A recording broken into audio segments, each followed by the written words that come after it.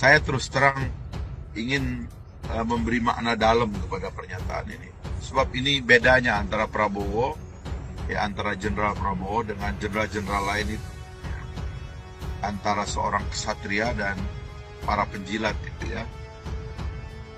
Saya ingin balik sedikit kepada konflik lama, sebab ini sequence akar yang nanti harus dipahami oleh kita bangsa Indonesia. Kenapa konflik ini tidak kita temukan akarnya? Karena memang akarnya cukup jauh dan dalam. Dan kalau kita nggak mau jujur, kita nggak bakalan ketemu akarnya. Karena ada orang yang menyembunyikannya dan tidak mau mengungkapkan apa yang sebenarnya terjadi.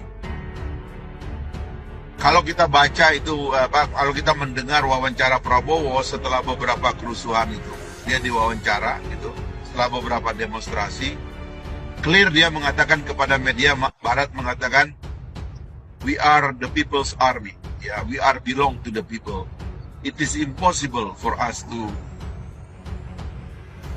face to face, ya, with the people.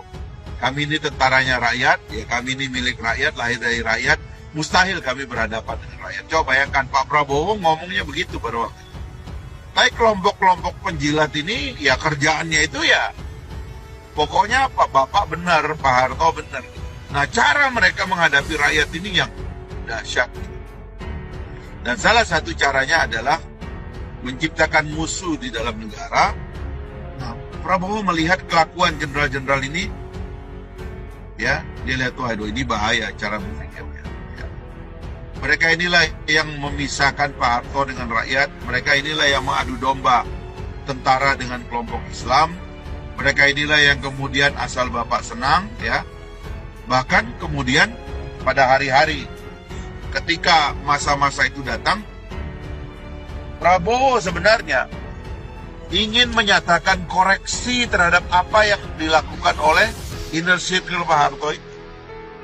Tapi untuk itu kemudian dia dibenci. Bahkan untuk itu kemudian keluarga Pak Harto itu bisa sampai disuruh untuk membenci Pak Prabowo. Bukan cuma itu, presiden pengganti Pak Harto pun dimasukin isu untuk memfitnah Pak Prabowo.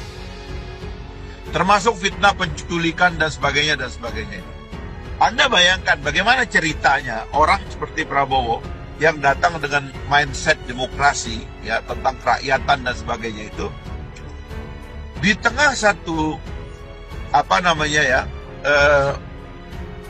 geng tentara yang masih kuat, ya, yang orang-orangnya itu masih kuat dan relatif sulit digoyang orang-orang itu, dan mereka hari-hari menempel kekuasaan.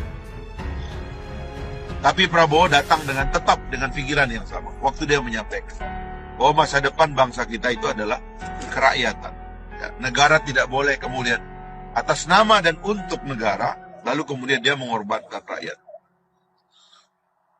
Nah itulah yang kemudian saya kira menyebabkan Prabowo punya masalah dengan circle ini.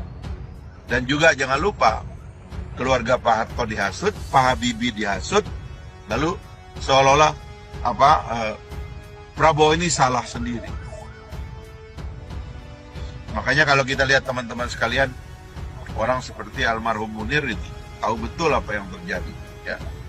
Sehingga banyak yang mencurigai pembunuhan Munir itu dia dimotifkan diantaranya adalah karena dia tahu oligarki ini. Sementara Pak Prabowo sendiri akhirnya dekat dengan orang-orang yang dituduhkan Pak Prabowo yang menculik. Orang seperti Pius, orang seperti Andi Arief, orang seperti Desmond Mahesa dan sebagainya itu justru menjadi sangat dekat kepada beliau karena mereka tahu akhirnya siapa ini, kelakuan siapa sebenarnya, siapa dalang sebenarnya.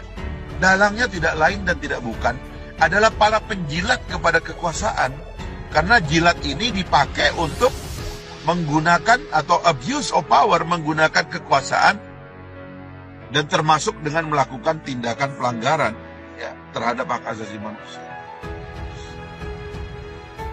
Jadi Pak Prabowo dengan mengatakan kemarin itu ya saya ikut menyarankan agar Pak Harto mundurkan diri, adalah satu tindakan untuk menyelamatkan bangsa ya dari kemungkinan terjadinya pertumpahan darah.